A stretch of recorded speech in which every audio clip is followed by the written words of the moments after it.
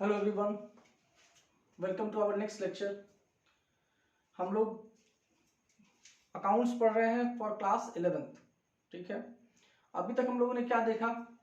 तो simple meaning, definitions of accountancy देखा। Accounts बनाते क्यों हैं, अकाउंट्स क्यों सीखना है, अकाउंट्स का बेनिफिट क्या है। इसके अलावा सबसे इंपॉर्टेंट रूल, मैंने आपको दो रूल बताया, golden rule and the modern rule. Last lecture में हम लोगों ने मॉडर्न रूल किया था और मैंने आपको कहा था कि हम लोग मॉडर्न रूल फॉलो करेंगे। ठीक है, चलिए अब हम लोग आगे बढ़ते हैं।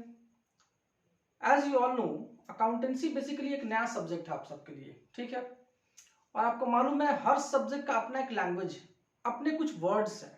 वैसे इस सब्जेक्ट का भी अपना कुछ वर्ड है, अपना कुछ टर्म है जो इसमें इस्तेमाल होता है। बिना उसके ये सब्जेक्ट आप नहीं सीख सकते। तो बहुत कॉमन सेंस वाली बात है कि जो बच्चा अगर ये चैप्टर नहीं सीखेगा वो अकाउंट्स में कुछ नहीं सीख पाएगा, उसको अकाउंट्स में हमेशा प्रॉब्लम रहेगा। यही रीजन है कि जिस बच्चे का 11th खराब हो जाता है उसका पूरा अकाउंट्स खराब हो जाता है। ठीक है, तो आप किसी भी क्लास में रहो, 11th में रहो, 12th में रहो, अगर आपका ये क्लियर नहीं है, इवन MBA में रहो, तो आपको कभी अकाउंट समझ नहीं आएगा।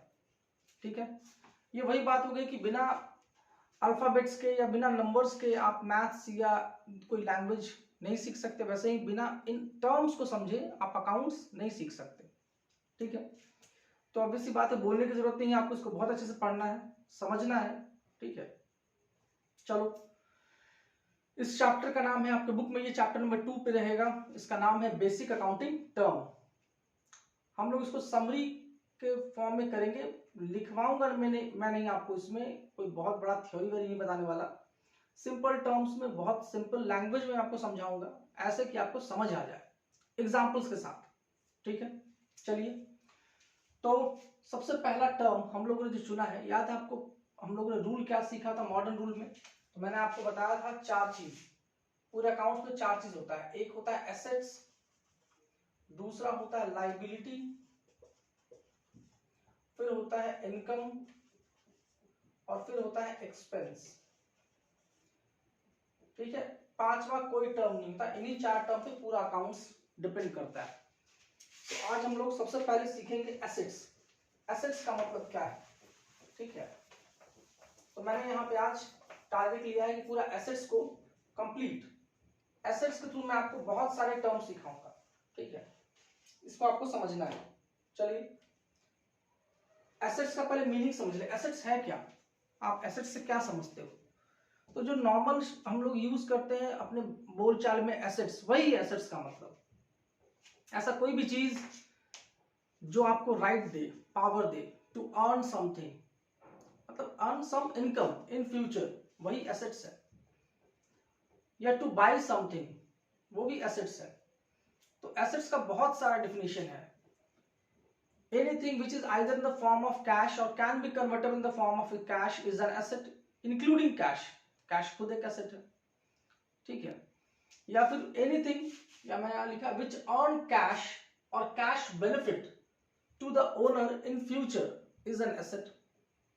ठीक है, कोई भी चीज, इसको हिंदी में कहते हैं संपत्ति, कोई भी ऐसी चीज जिसको इस्तेमाल करके जो इसका मालिक है, बिजनेस का मालिक है, वो भविष्य में, फ्यूचर में मुनाफा कमा सके, वो एसेट्स कहलाता है। समझ गए?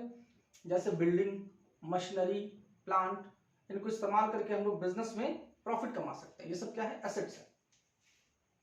अब अकाउंटेंसी में एसेट्स को हम लोग कितने कैटेगरी में बांटते हैं, देखो मैंने आपके सामने लिख दिया है। टोटल 3 कैटेगरी है। सबसे पहले नॉन करेंट एसेट्स। ये नॉन करेंट एसेट्स नाम कंपनीज एक्ट ने दिया है, आपको आगे चल के यही नाम याद रखना है, नॉन करेंट एसेट्स। ठीक है, इसको सिंपल लैंग्वेज में कहें तो फिक्स एसेट्स को ही नॉन करेंट एसेट्स कहा जाता है। तो ये वो एसेट्स है जिनका लाइफ, अगर मैं इसको शॉर्ट में लिखूं तो ये वो एसेट्स है जिनका life more than 1 accounting year होगा। मोर देन 1, आप 1 ईयर समझ लो, बाद में समझाऊंगा मैं आपको अकाउंटिंग ईयर क्यों कहा मैंने। मोर देन 1 ईयर, 1 साल से ज्यादा, वो आ जाता है नॉन करंट एसेट या फिक्स एसेट्स में। ठीक है, करंट एसेट्स मतलब या शॉर्ट टर्म एसेट्स, ये वो एसेट्स हैं जिनका लाइफ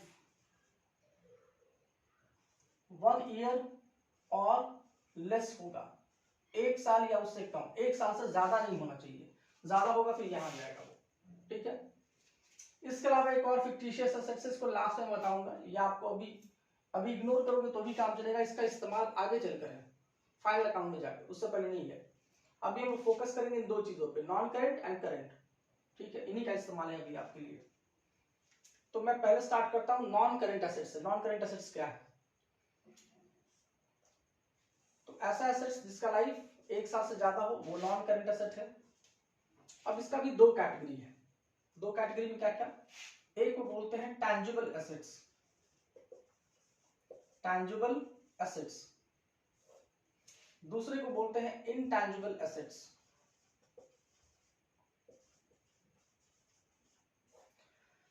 टैंजिबल एसेट्स मींस ऐसा एसेट जिसका लाइफ 1 साल से ज्यादा तो है ही, plus which has the physical existence, जैसे ये board, it is also an asset but tangible assets, जिसको मैं देख सकता हूं, छू सकता हूं, उसका कोई फिजिकल एग्जिस्टेंस है, अस्तित्व है, ये टैंजिबल एसेट है और इसको इस्तेमाल करके मैं बिजनेस कर सकता हूं, ठीक है। जैसे मशीनरी, बिल्डिंग, तो इसका एग्जांपल अगर देखें तो एग्जांपल क्या होगा? बिल्डिंग, फर्नीचर, ये सब कॉमन टर्म है जो यूज होगा आपके ये अकाउंट्स में। बिल्डिंग, फर्नीचर, मशीनरी, ठीक है, फिक्सचर एक्सेट्रा, ठीक है। बिल्डिंग आप समझ रहे हो, फर्नीचर भी समझ में आ रहा है, मशीन ये भी नई चीज नहीं आपके। ये फिक्सचर, फिक्सचर क्या होता है? तो जो फर्नीचर जैसे आपका वार्डरोब होता है जो फिक्स होता है उसको फिक्सचर में डाल देते हैं, जो आपके ये वॉल के साथ फिक्स हो जाए वो फिक्सचर में आ जाएगा, ठीक है। चलो तो ये सब एग्जांपल हो गया टैंजिबल एसेट्स का। Next intangible assets. Intangible assets वो है जिसका कोई फिजिकल एग्जिस्टेंस नहीं होता, ठीक है। इसके एग्जांपल्स क्या होते हैं? तो इसका बड़ा फेमस एग्जांपल है गुडविल।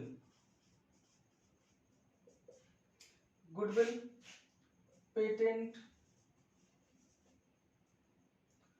Copyright etcetera. जैसे देखो, गुडविल का मतलब होता है किसी आदमी का रेपुटेशन, किसी बिजनेस का नाम, उसका रेपुटेशन, वो गुडविल कहलाता है। जैसे फॉर एग्जांपल किसी एडवर्टाइजमेंट को करने का एक नॉर्मल मॉडल जो प्राइस चार्ज करता है उससे कई गुना ज्यादा प्राइस चार्ज करता है एक सेलिब्रिटी, ठीक है। जैसे मिस्टर अमिताभ बच्चन अगर किसी प्रोडक्ट का ऐड करते हैं, है ना, तो लोग उसके ऊपर फेथ करते हैं। क्यों? क्योंकि मिस्टर अमिताभ बच्चन का अपना एक गुडविल है, एक नाम है, आज इन्होंने कहा कि अच्छा प्रोडक्ट है तो अच्छा ही होगा, ठीक है। बट अगर कोई एक आम आदमी बोले तो उतना लोग ध्यान नहीं देते क्योंकि उस पर किसी को भरोसा नहीं, उसका कोई नाम नहीं, कोई रेपुटेशन नहीं है। तो मिस्टर अमिताभ बच्चन उस एडवर्टीजमेंट के लिए जो पैसा चार्ज करते हैं, डबल ट्रिपल अमाउंट उन लोगों से, या कई टाइम्स ज्यादा जो चार्ज करते हैं, वो चार्ज करते हैं अपने नाम की वजह से, वही गुडविल कहलाता है। तो वैसे ही जब कोई बिजनेस कई सालों से चली आ रही है, जैसे टाटा, बिरला, रिलायंस, ठीक है, इन्फोसिस, एप्पल, ये सब जो आप कहते हो जिसको ब्रांड, ठीक है, वही ब्रांड है, ये वही गुडविल है, ठीक है, एक ब्रांड वैल्यू बना लेता है इन लोग, ठीक है। तो ये एक इंटैंजिबल एसेट्स है। अगर जिस प्रोडक्ट पे ब्रांड लग गया, उसका ठप्पा लग गया, उसका प्राइस ऐसे ही कई गुना बढ़ जाता है, ठीक। Next patent. पेटेंट क्या होता है?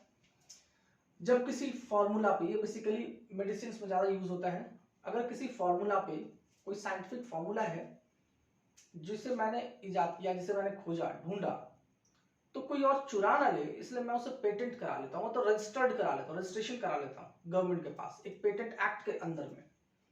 अब अगर उस फॉर्मूला को आपको यूज करना है तो मुझसे पूछना पड़ेगा, परमिशन लेना पड़ेगा, मैं अलाउ करूंगा तो ही आप कर सकते हो, वो कहलाता है पेटेंट। पेटेंट राइट होता है, वो अधिकार मैं आपको दूंगा तो ही आप काम कर पाओगे, ठीक है। कॉपीराइट। आपका जो बुक होगा, आप बुक में देखोगे जो भी पब्लिशर होगा, जो भी राइटर होगा, एक होता राइटर, एक होता पब्लिशर। जैसे मान लो मिस्टर डी के गोयल, वो राइटर है और उसका पब्लिशर है एपीसी। जैसे टीएस गिरवाल वो राइटर है, या जीएस गिरवाल, वो लोग राइटर है, पब्लिशर है सुल्तान चंद। तो जो पब्लिशर है वो राइटर के साथ एक एग्रीमेंट करता है, ठीक है, जिसके तहत, क्योंकि जो बुक लिखा है उसका कॉपीराइट उसके पास है, मतलब उस बुक को कोई और अगर छापेगा बिना उसके परमिशन के तो सामने वाला उस पर केस कर सकता है। मतलब अगर डीके गोयल का बुक कोई छापेगा तो डीके गोयल से परमिशन लेने के बाद, वो परमिशन उन्होंने एपीसी पब्लिकेशन को दिया है। अब एपीसी पब्लिकेशन जितनी बुक छापेगी, उसका जितना बुक सेल होगा मार्केट में, उसका एक कमीशन उनको देता है एज अ रॉयल्टी, ठीक है।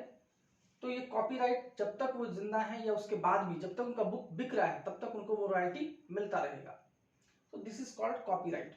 तो ये सब एग्जांपल है आपका इंटेंजिबल एसेट्स का, ठीक है। नेक्स्ट हम लोग कवर करेंगे करेंट एसेट्स। करेंट एसेट्स क्या होता है? तो दीज आर द एसेट्स। देखो, फिक्स एसेट्स को बेचकर हम बिजनेस नहीं करते, उसको इस्तेमाल करके बिजनेस करते हैं।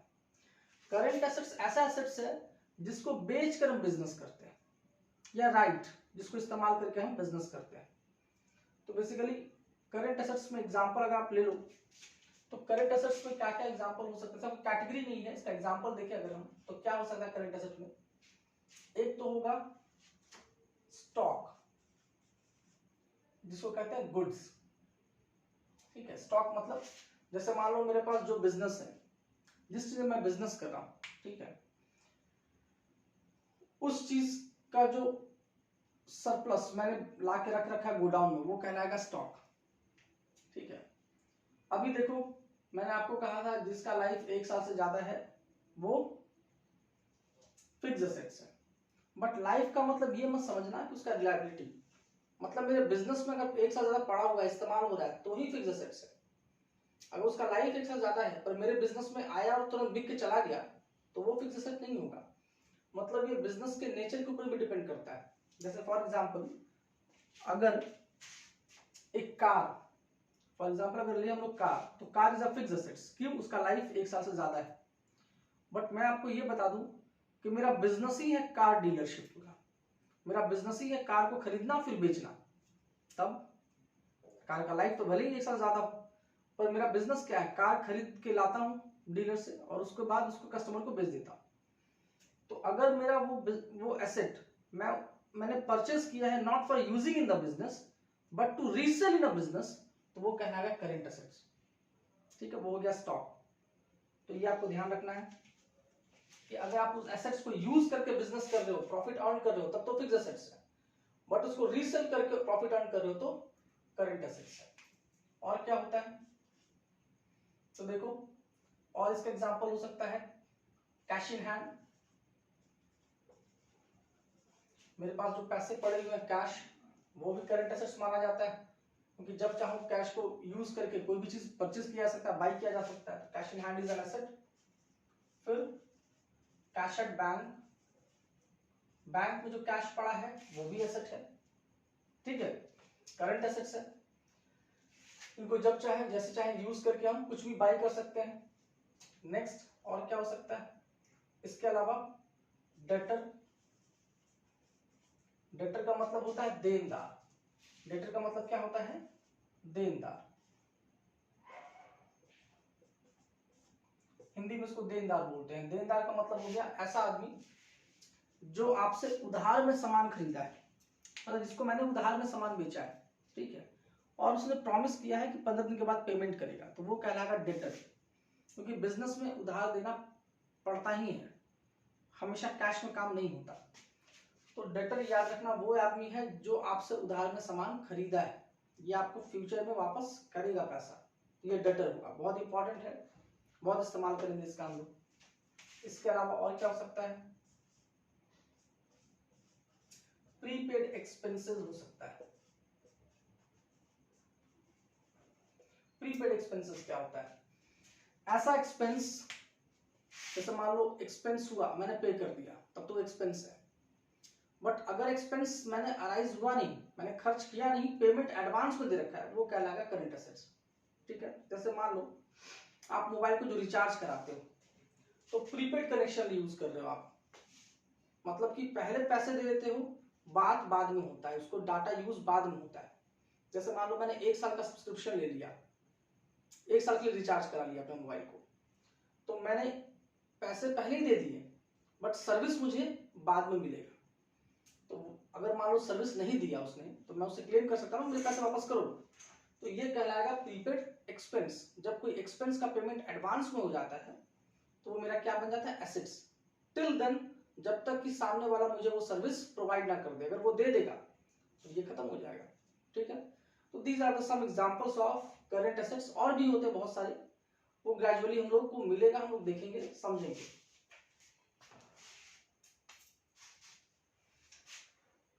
चलिए लास्ट एक छोटा सा टॉपिक है, फिक्टिशियस एसेट्स। ये क्या है, अभी आप इसको चाहो तो इग्नोर भी कर सकते हो, बट मैं आपको बता दूं शॉर्ट में है क्या बेसिकली। फिक्टिशियस एसेट्स को अगर शॉर्ट में बोले तो ये झूठ मूठ का एसेट है, ये कोई एसेट है ही नहीं, इसको एसेट्स का बस ट्रीटमेंट दिया जा रहा है। ठीक है, इसका सबसे बढ़िया एग्जांपल है एडवर्टीजमेंट सस्पेंस। ठीक है, एडवर्टीजमेंट सस्पेंस क्या हो गया, जैसे मान लो कोई कंपनी पहली बार कोई प्रोडक्ट लॉन्च कर रही है, जैसे इंडिया में मान लो फर्स्ट टाइम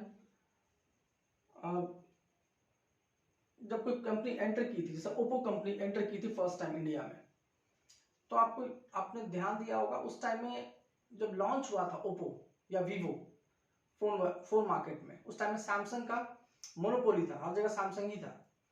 तो इन फोन कंपनीज ने क्या किया था, हर जगह एडवर्टीजमेंट किया, हर चैनल पे इनका एडवर्टीजमेंट चलता था, हर जगह इनका होर्डिंग लोगो आपको हर जगह नजर आएगा।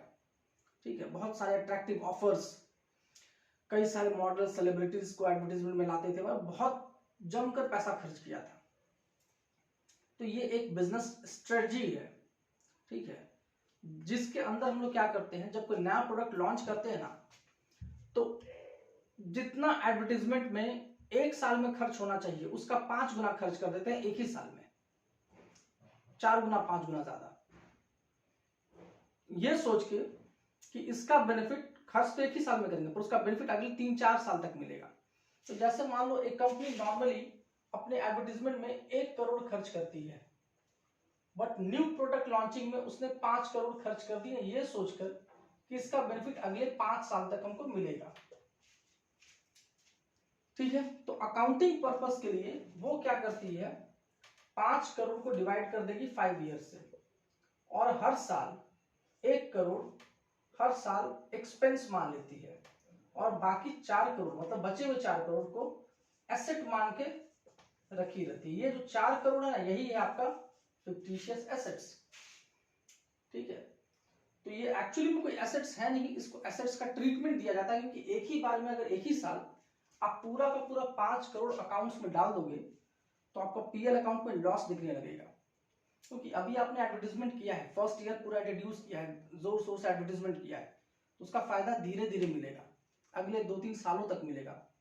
ठीक है, तो उसका प्रॉफिट आगे जाके अचीव होगा, आगे जाके वसूल पाओगे। इसलिए वो चाहते हैं कि एक ही बार में पूरा एक्सपेंस ना चार्ज किया जाए, थोड़ा थोड़ा करके हम लोग उसको चार्ज करते हैं। तो जो बचा हुआ एक्सपेंस है, ठीक है, जो रिटर्न ऑफ नहीं हो चुका है, उसको हम लोग एसेट्स का ट्रीटमेंट देते हैं। तो इसका एग्जांपल आप लिख सकते हो, आगे जाके और भी एग्जांपल मिलेगा शेयर डिबेंचर में। अभी आपके लिए सबसे बढ़िया एग्जांपल है एडवर्टीजमेंट सस्पेंस बोलते हैं इसको, या डिफर्ड एडवर्टीजमेंट कहते हैं, एडवर्टीजमेंट सस्पेंस अकाउंट मान के चलो इसको। ठीक है, तो हमारा एसेट्स यहाँ पे आके कंप्लीट हो गया। अब हम लोग मूव करेंगे लायबिलिटी की तरफ।